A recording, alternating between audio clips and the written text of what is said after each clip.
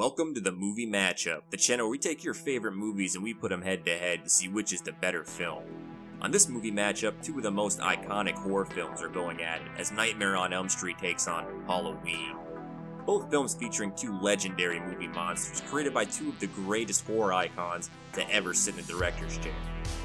Let's not forget about two of the best final girls to ever scream through your TV speakers. So will Nightmare on Elm Street say sweet dreams to the competition? Or will Halloween sweet talk its way to victory? Find out next on this movie matchup. Benny, are you alright? You know, it's Halloween.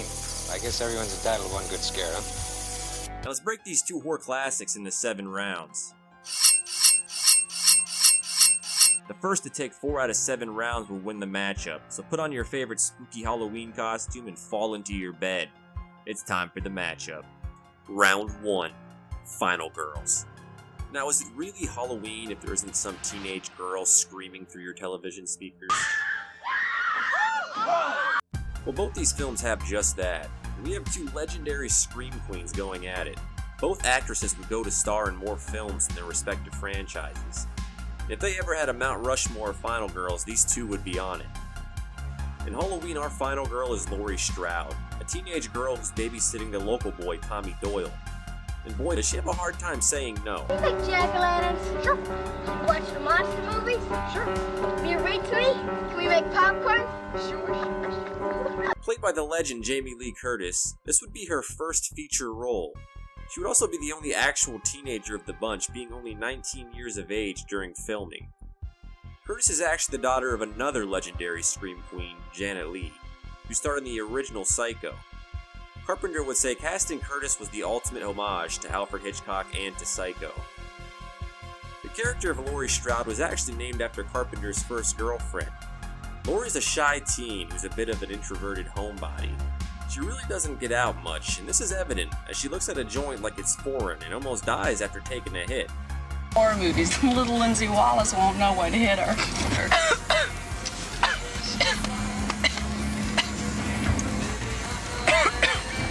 Come on, Laurie, it's the 70s. She's more focused on school than she is on boys. The only reason she babysits is to have a place to... Shit. I have a place for that. I forgot my chemistry book. Which is the total opposite of her slutty friends, who only seem to think about boys. God, I've got a shirt on. That's all you ever think about. I think that's all you ever think about. That's not true. I think about lots of things. Now, why don't we not stand here talking about them and get down to doing them? This makes Laurie a bit of a stronger final girl, as she's more aware of her surroundings.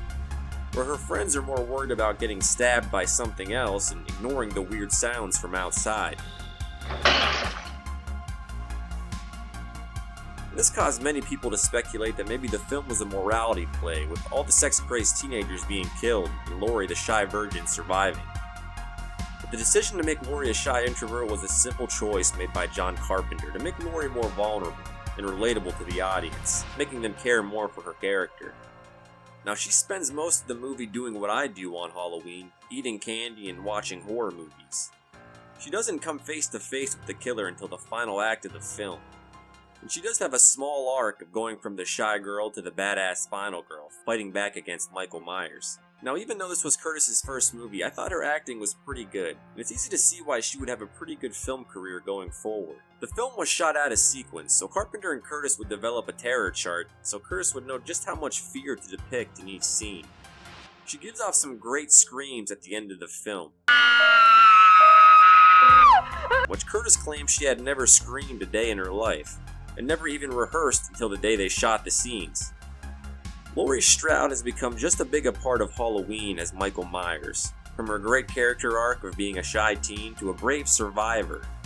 There's no doubt that Laurie Strode is one of the greatest final girls to ever run away screaming. In A Nightmare on Elm Street, our final girl is Nancy Thompson, the original Dream Warrior. She's a teenage girl who's been having some strange dreams. No, not those dreams. This one has a man with a claw and a strange taste in sweaters. Nancy would be played by Heather Langenkamp, a 20-year-old actress who was still attending college at the time of shooting. And just like Jamie Lee Curtis, this would be her first feature film, and there are definitely moments you can tell. But I feel she does a pretty serviceable job in the role. During her audition, Wes Craven would take to her right away, as he was looking for an actress who was young and innocent, but most importantly, she looked smart. It was important that the actress appears smart because it's really one of the defining characteristics of Nancy. She's not your typical run and trip over yourself lead actress that we've seen in so many horror films. She's a strong, smart final girl who single-handedly takes down Freddie Krueger. This was actually influenced by Wes Craven's own daughter that hated the lead character from Craven's Swamp Thing, who always appeared like she needed saved. So Wes would create a female lead who would be the hero of the film. Just like Laurie Strode in Halloween, Nancy starts the film as a naive, innocent teenager, who definitely fits more into your typical teenage slasher lead, being a victim in the first part of the film, where she's mentally and emotionally tortured by Freddie. To the point Nancy starts taking medication and drinking coffee to keep herself awake. But she slowly evolves from a character frightened by Krueger to one trying to take him down. The second half of the film, she's almost a completely different character, investigating who Freddie Krueger is and why he's going after her and her friends, and also trying to figure out a way to stop it. And while her friends run scared, Nancy is the only one to take the fight to Freddie, even choosing to purposely go into the dream world to fight Freddie, which foreshadows her role in the third installment, The Dream Warriors. Nancy Thompson, just like Ripley from Aliens, has shown that final girls don't have to just survive, but they can also be the hero. Now, both of these leading ladies are really two of the best to ever scream their way to the credits, but I think there's a pretty clear winner here. Laurie Strode in Halloween is a strong character, but she really isn't tested much. Most of the film is her babysitting the two kids, and when she does finally run into Michael Myers, she spends most of the time hiding and running. While Nancy has to run from this,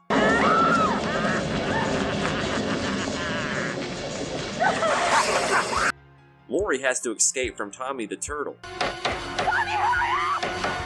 Also, Laurie isn't the one who finishes Michael Myers, she's actually saved by Dr. Loomis. While Nancy rips Krueger out of the dream world and sets traps like Kevin from Home Alone. And at the end of Halloween, Laurie is huddled into a corner crying, while Nancy faces her fears and gives Freddie the cold shoulder. And that's why Nancy Thompson in Nightmare on Elm Street is the winner of round 1. I take back every bit of energy I gave you. Round 2. The plot. The plot of Halloween at its core is really a basic slasher film. Guy with a mask and some butcher knives kills teenage babysitters. But I believe it's a little more than that. The original title of the film was actually going to be The Babysitter Murders. It was going to take place over the course of a couple of days, but due to location and outfit changes with a limited budget, the decision was made to make the film take place on one night. And Halloween being the scariest night of the year made perfect sense. Making the film take place on Halloween really adds to the magic and nostalgia of the movie. There's just something about seeing that jack-o'-lantern at the opening credits and all the trick-or-treaters running around that I think adds that extra charm to the film. John Carpenter and Deborah Hill would write the script, and Deborah would focus on a lot of the teenage girls' dialogue, where Carpenter would write a lot of the material for Dr. Loomis. The plot jumps between Loomis and the babysitters, and while Laurie Strode and Michael Myers have really become iconic, it's Dr. Loomis, played by Donald Pleasance, that really is one of the best parts of the film.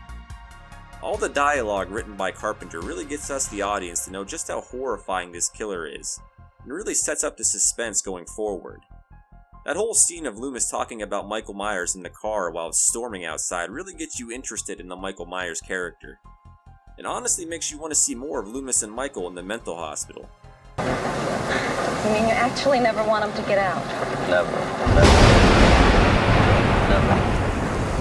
Then why are we taking him up to Hardin County if you're just gonna walk? Because that is the law. Originally, the role was offered to Christopher Lee and Peter Cushing, which makes a lot of sense because this film really feels like a Dracula film, with the Loomis character acting almost like Van Helsing hunting the monster and knowing what he's capable of, and trying to convince everyone else what they're dealing with. And boy, is his work cut out for him, as the local sheriff isn't the brightest. Hi, Dad. What happened? What? What happened? Oh, somebody broke into the hardware store. Probably kids. You blame everything on kids. Well, now all they took was some Halloween mask, rope, and a couple of knives. Who do you think it was? It's hard growing up with a cynical father.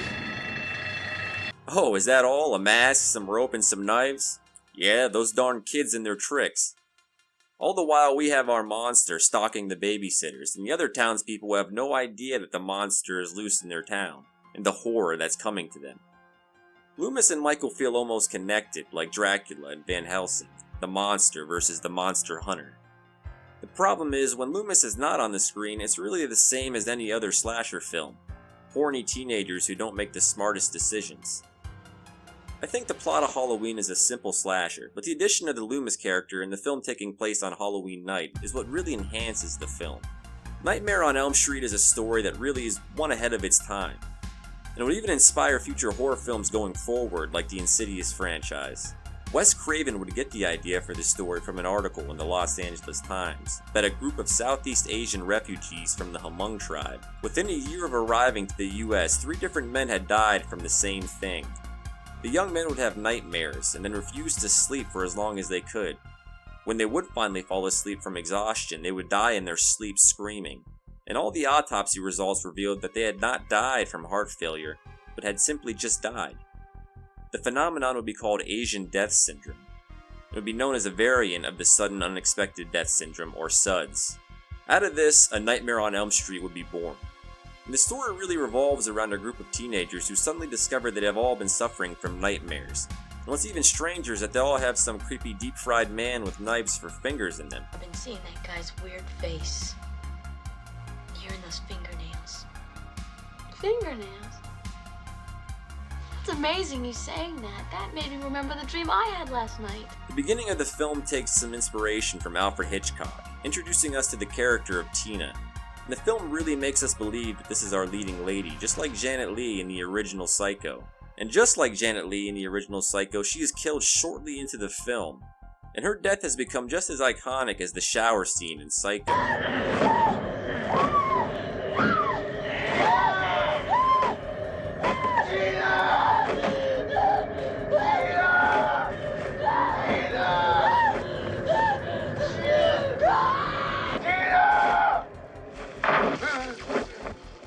This movie would really change up the slasher formula, with our killer only being able to kill his victims in their dreams, which adds a cool element of our teens doing everything they can to not fall asleep, even hiding coffee pots under their bed.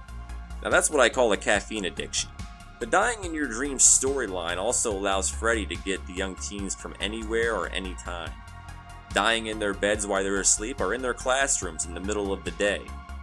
Another difference from your traditional slasher film is that the adults in the story are not only featured in the movie, but have a huge part in the plot, being the ones responsible for killing and burning Freddie Krueger, the child murderer. Took gasoline. We poured it all around the place and made a trail of it out the door. The original story even had Nancy's mother revealing that they had a child before Nancy that was actually killed by Freddie. The Nightmare on Elm Street will go down as one of the greatest horror films in history, and its original idea for the story is a big part of that. And while Halloween has some great and interesting elements like the Dr. Loomis character, it's really a simple slasher story set on Halloween, while Nightmare on Elm Street really was a new and interesting story. So the winner of round 2 goes to A Nightmare on Elm Street. Come to Freddy. Round 3. Scare Factor. Halloween is a movie that's really a perfect example of simple but effective. Like I said in a previous round, the plot for Halloween is pretty simple, but it's really the scares and the suspense behind Carpenter's score that makes this movie a cult classic. One of Carpenter's real talents is that he's a master of building up suspense and making the audience feel uneasy before hitting you with that great jump scare. Standing on the lawn, he could have seen inside. He does this a lot by holding on to shots, or even letting us, the audience, know where the killer is before the victim does. Take the scene with Linda and Bob. We, the audience, know that Bob is dead, hanging out downstairs, and we know who's really under that sheet. Sorry, Michael, those glasses ain't fooling no one. Carpenter really does a good job of making this scene really slow down. Where most horror films I feel like would have the killer walk over and kill the victim right away, Michael just stops and stares. Well, on second thought, maybe that was a creative decision by the actor. See anything you like? And we really build the suspense as Michael slowly walks up to Linda as she's calling Laurie. It's a tense scene created by great camera angles and even better timing. Halloween was a movie really limited by its budget, and one of those limitations was the amount of lighting in the movie. However, the lack of lighting actually helps enhance the scares, and the white mask of Michael Myers contrasts nicely with the darkness. One of the scariest sequences in the movie is one that uses the darkness to its advantage. As Laurie makes her way up the stairs and finds the body of her dead friends. Laurie, shaken, backs into the wall with a very dark hallway in the shot. Then we get the best scare of the movie as Michael's face slowly emerges from the darkness and slices Laurie.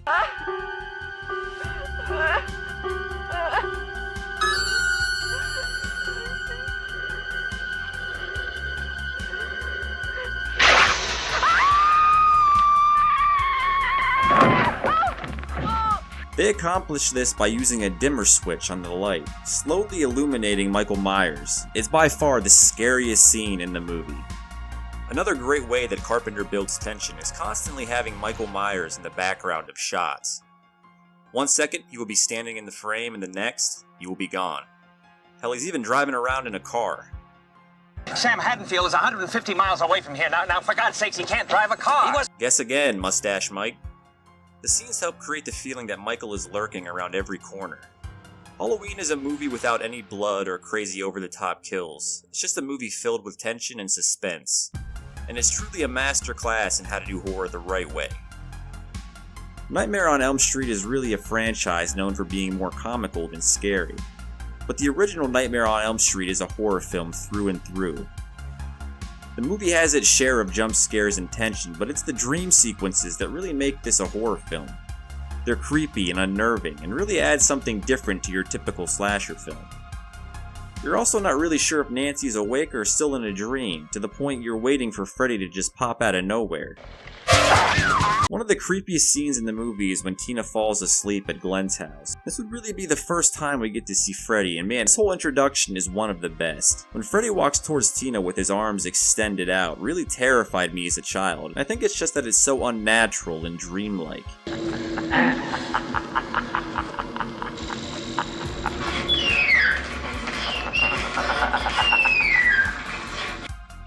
And also, a little advice, if a serial killer is chasing you and tells you to hang on, he wants to show you something cool, don't stop.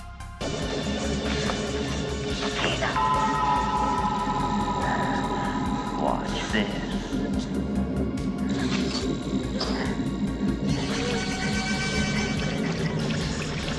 Another scary sequence is another dream sequence, and it's when Nancy enters the dream world to check on Rod. The scene starts out with some great tension as Freddy walks into Rod's cell, and when she looks away for a second, Freddy's gone. Then we get that creepy image of Tina in a body bag, puking up centipedes. And then we get our first great jump scare as Freddy just pops out of the bushes and chases Nancy back to the house. And as she tries to run up the stairs, they start to melt. Nancy finally makes it to the bedroom where we get my favorite jump scare of the movie, as Freddy straight up launches through the mirror, tackling Nancy. He's a real! He's a real! And then Nancy makes the choice to use a pillow to defend herself against a man with finger knives, and it goes pretty much as well as you'd expect.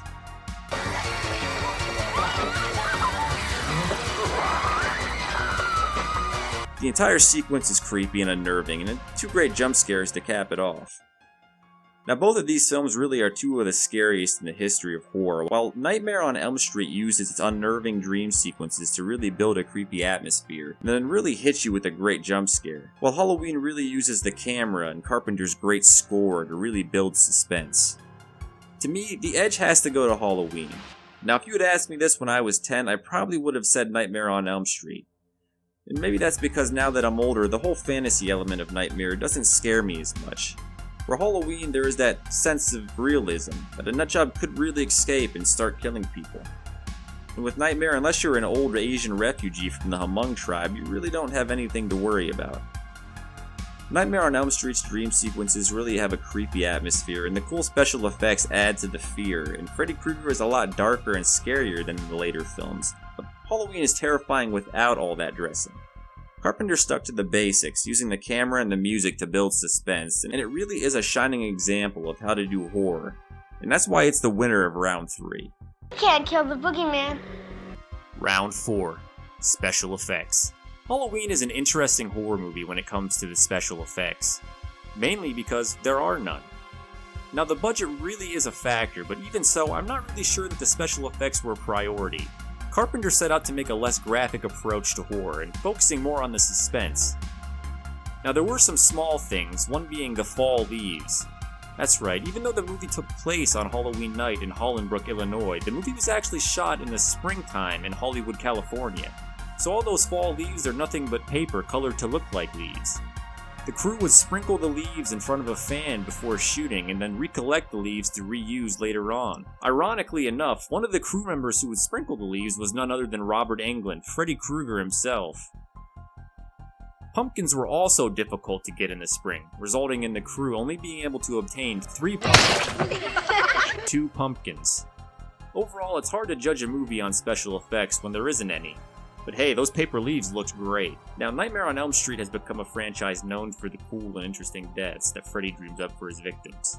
And with that has always come great special effects. And the first Nightmare on Elm Street really set the tone for the franchise. Now, the budget for special effects were not much, leaving only $55,000 of the $1.3 million budget to use on special effects. They would hire special effects specialist Jim Doyle, who had just worked on a similar movie that also involved dreams called Dreamscape. Now, when you're dealing with dreams, you really have to be able to make the fantastical come to life, so Doyle would really have his work cut out for him with such a limited budget. Doyle would do this by using simple practical effects to help create the surreal scenes in the movie. Take the sequence where we first meet Freddy Krueger in the dream world. There are so many simple but cool special effects, like the extended arms in the alleyway were just 2 guys with fishing poles holding up puppet arms, and the sparks made from the gloves were as simple as hooking it up to a car battery. And the visual effects of Freddy coming through the wall was nothing more than a giant sheet of latex, and Jim Doyle pressing his head and hands into the sheet. And this wouldn't be the last time he'd go face first into an effect, although this one would have a much better view. The iconic bathtub scene where Freddy attacks Nancy when she falls asleep taking a bubble bath. The effect would be done by having a bottomless bathtub placed in a bathroom set. It would have a water tank underneath with the walls of the tank painted black to give the illusion of the tank being bottomless. Doyle would go full Scuba Steve for the effect. He would wait for Wes Craven to knock on the glass to cue him when to use the glove.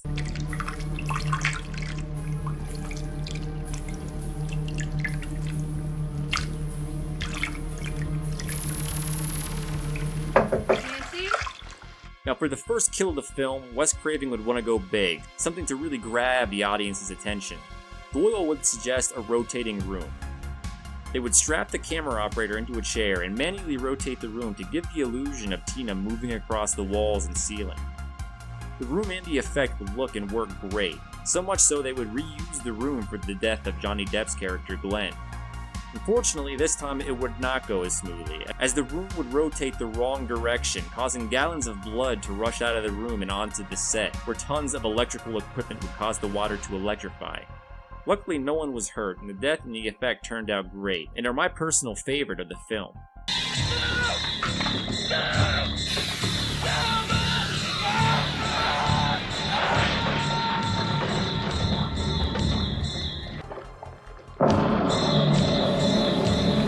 Overall, Nightmare on Elm Street would really have some amazing effects and really change the game when it came to slasher films. This round is probably as one-sided as it gets. While Halloween had little to no blood and their special effects were more like arts and crafts, while Nightmare on Elm Street would use over 500 gallons of fake blood and was flipping rooms upside down. So Nightmare on Elm Street takes round 4. I'm your boyfriend now, Nancy. Round 5. The music and score. The music in both of these horror films are truly great, and both captured the feeling they were going for. But the music in one of these films has really become almost legendary. Now, they say music makes the horror film, and this could not be any truer for Halloween. The music and score would be done by John Carpenter himself, and the music very well could be the best part of the film. Carpenter would write the music in just 3 days using mainly synthesizers. There would be 2 main reoccurring themes that would play throughout the movie. The first one would be Laurie's theme, that would play usually during or leading up to a tense moment, most notably when Laurie Strode crosses the street to check on her friends.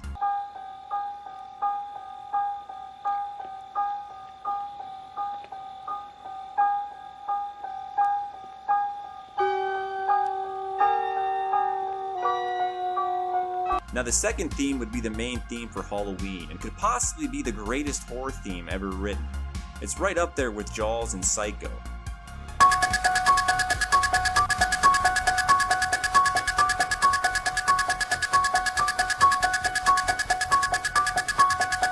When Carpenter was a child, his father would teach him the rare 5/4 rhythm on the bongos. Carpenter would use this on the piano for the main theme in Halloween. The speed of the 5/4 rhythm makes your heart race when it plays, and makes Carpenter's already tension-filled film even scarier. He would tell a story of him showing Halloween to a young producer before the music was done for the film, and the producer didn't find the movie scary at all. Carpenter would then replay the film for the producer with the music this time, and her opinion would completely change. The film would terrify her, just showing how much Carpenter's score would impact the film. Producer Irwin Yablans would even say that while watching the movie in the theater, audience members would cover their ears because the music was so scary. Now Carpenter's music was not only scary, but the way he used it was smart, with moments in the film having complete silence, and he would build the suspense with the music, and use something called a stinger, which is a sharp and sudden sound usually during a jump scare.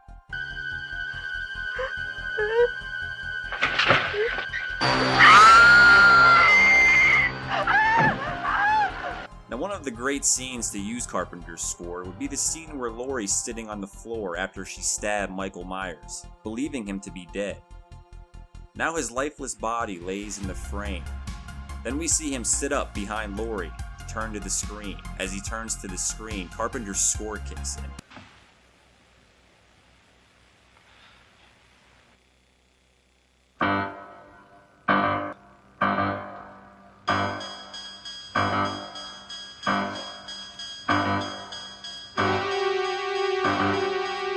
Carpenter's score is really the heart of the film, and ironically enough, it gets ours racing.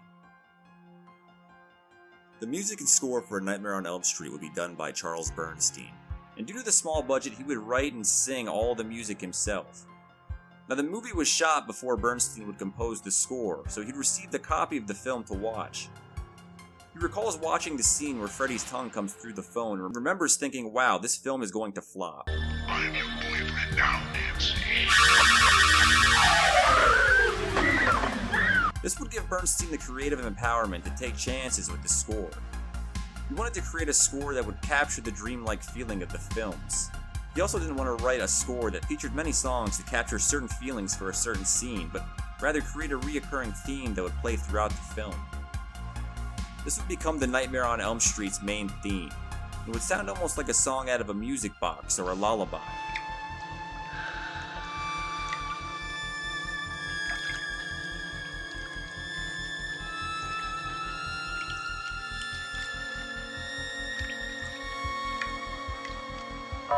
And in my opinion, perfectly captures the fantastical sound he was trying to create. He would also work closely with the director Wes Craven. Both would work together to create the legendary nursery rhyme that would play at the end of the film while the little girls are jump roping.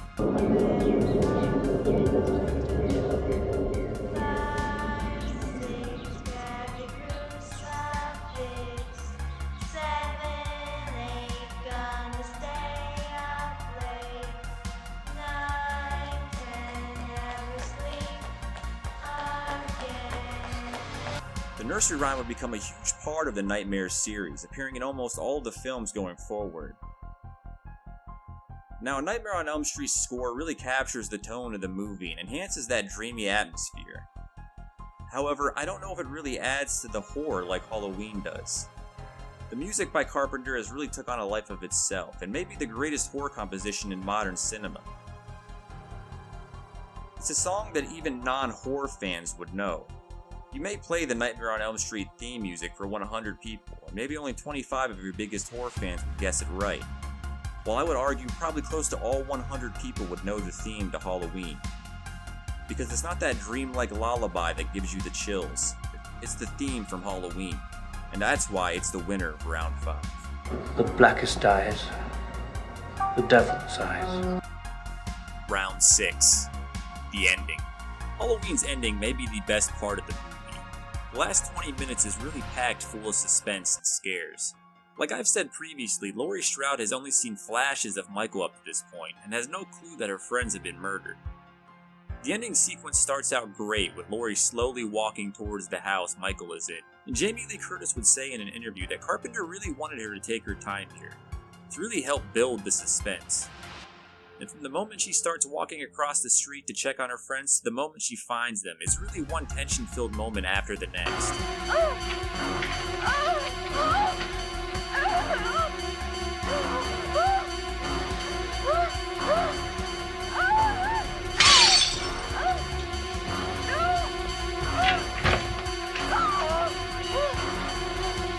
However, I think my favorite part might be when Laurie actually makes it back to the house and notices the window open. When she crouches down by the couch and we can hear Michael's breathing before popping out, some of the worst knife accuracy I've ever seen. Please stop. Please.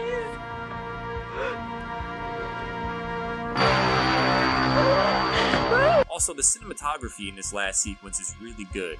I love the shot of him walking up the stairs as Laurie is telling the kids she's killed the boogeyman. Babies. I'm gonna take a little walk. What is the boogeyman? I'm scared. There's nothing to be scared of. Are you sure? How? I killed him. You can't kill the boogeyman. Laurie then chooses to hide in the closet, and Michael bashes his way in, while Laurie then MacGyvers a clothes hanger into a deadly weapon before stabbing Michael in his eyeball. Then picking up the knife she should have never dropped to begin with, she stabs Michael, and then drops the knife again. This scene is one of my favorites, with Michael rising up behind Laurie. He then sneaks up on Laurie and starts to strangle her. Come on, Mike, she gave you the knife back. Dr. Loomis finally arrives and shoots Michael Myers right off the balcony.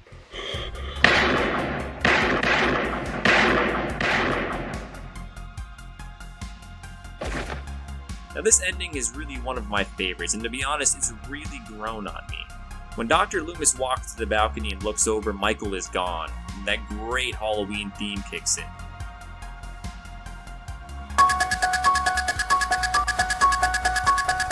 And then we get flashes of B-roll shots from around the house, showing that Michael could be anywhere. Now apparently when they shot the Loomis looking over the balcony shot, they would shoot it two ways. One where Loomis would look surprised to see Michael gone, and the other with him not being surprised at all. Which is what they ended up putting in the film, which was definitely the right choice. It shows just how much Loomis knows Michael Myers, and again shows that they have some sort of connection. Now this ending is one that I've definitely grown to appreciate. At first, I didn't care for it because I've always thought of Michael Myers as human. I'm sorry, no one getting stabbed in the neck, stabbed in the eye, and stabbed in the gut, and shot 7 times off of a balcony just gets up and shakes it off. But I've kind of come to terms with him being a supernatural slasher like all the others. Overall, Halloween's ending is really the scariest part of the movie. The final sequence of Loomis looking over to see Michael's gone, with Carpenter's great theme and those shots at the dark corners he could be hiding at, is really a great ending. Because as we all know, evil never dies. Even if you stab it in the eye and shoot it 15 times to drop it off of a second-story balcony, it just returns in a 30 half-ass sequels. Nightmare on Elm Street, the ending is, well, confusing. It starts with Nancy deciding to go forward with her plan of bringing Freddie out of the dream world by waking herself up while holding on to him, and she straight up turns her house into a death trap from the Saw movies. The dream sequence is okay, but we never really get anything as cool as our first introduction to Freddie, which I feel like they really packed all of the special effects into that one sequence. And for a movie about dreams, you'd think that they would have something a little cooler than just a boiler room for the final sequence of the film. The dream sequence ends with Freddie chasing Nancy through the boiler room before Nancy takes a leap of faith right into some bushes outside of her window. Her alarm on her watch then starts going off as Freddie pops out of the bushes. She then straight up waterboys Freddie and wrestles around with him as she wakes up in her bed. We get a pretty good jump scare here as Nancy believes her plan did not work, but then Freddie jumps out from behind the bed. Nancy then introduces Freddie to the harsh reality of the real world, and by that I mean a giant sledgehammer right to the chest.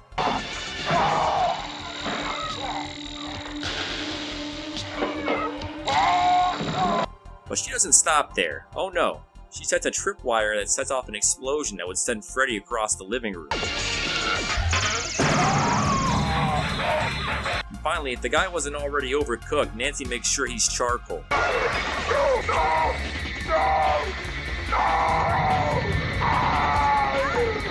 Freddy realizes this may be the end, so he decides to take one more run at Nancy's mom, who's upstairs sleeping. And Freddy's a little too hot for her to handle. Now Nancy's seen a horror movie or two and knows it's never that easy. She then tells Freddy what every horror slasher is afraid of. I take back every bit of energy I gave you.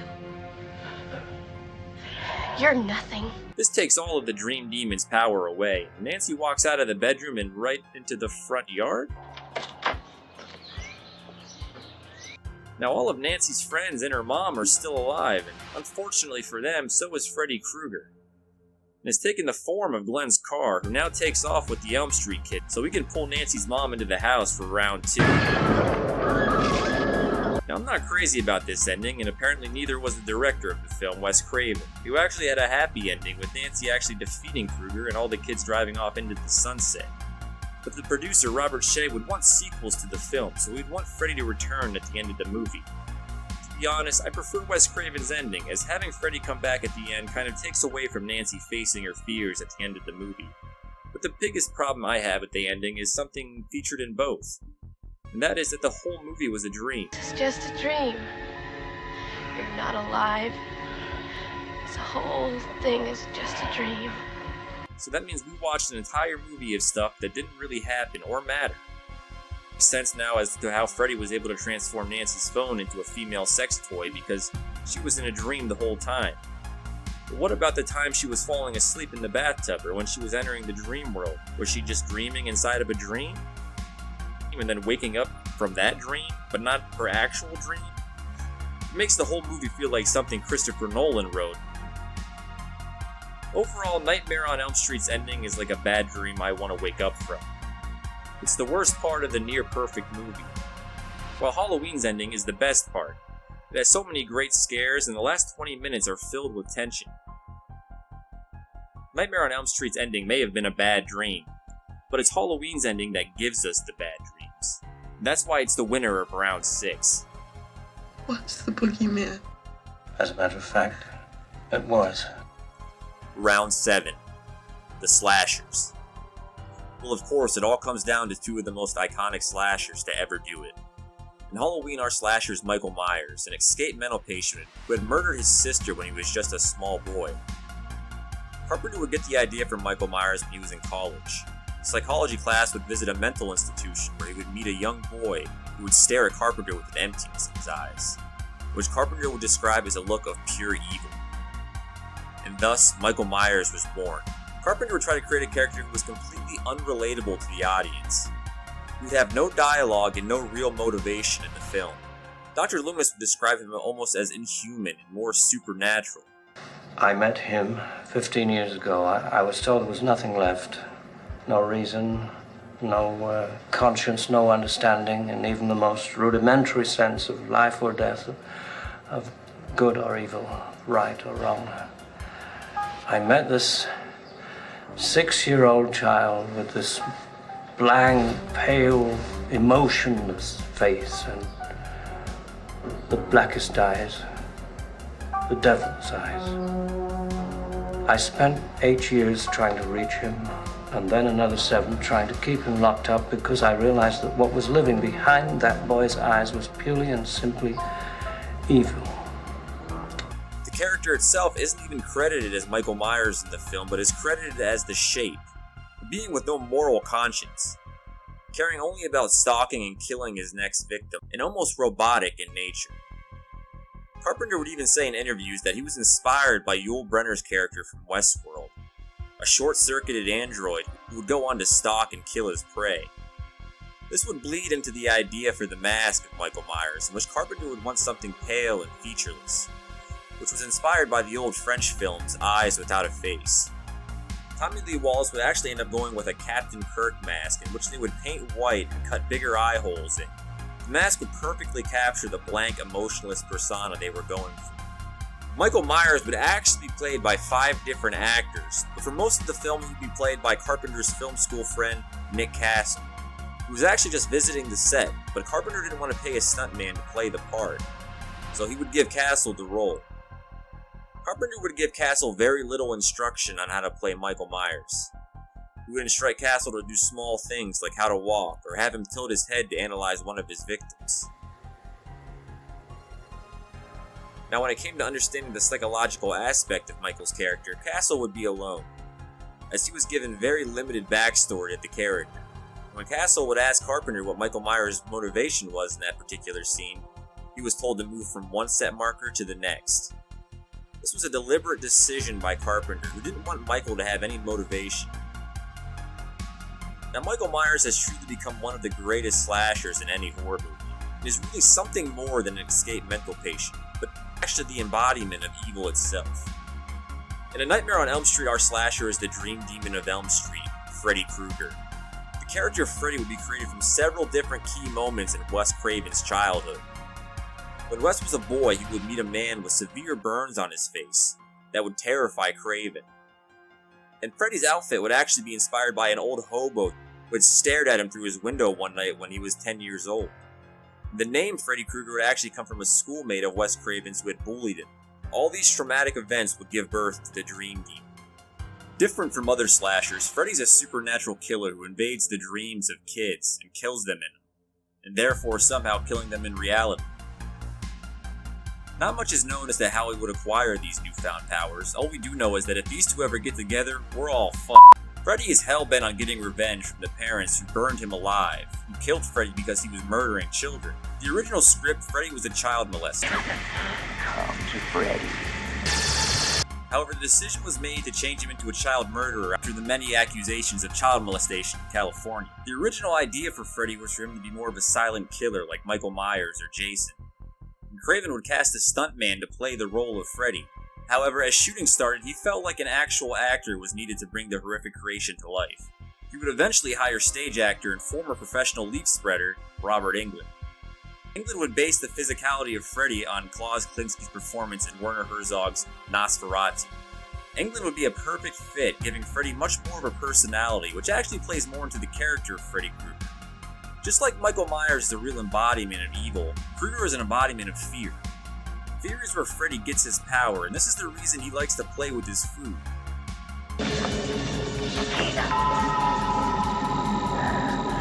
Watch this.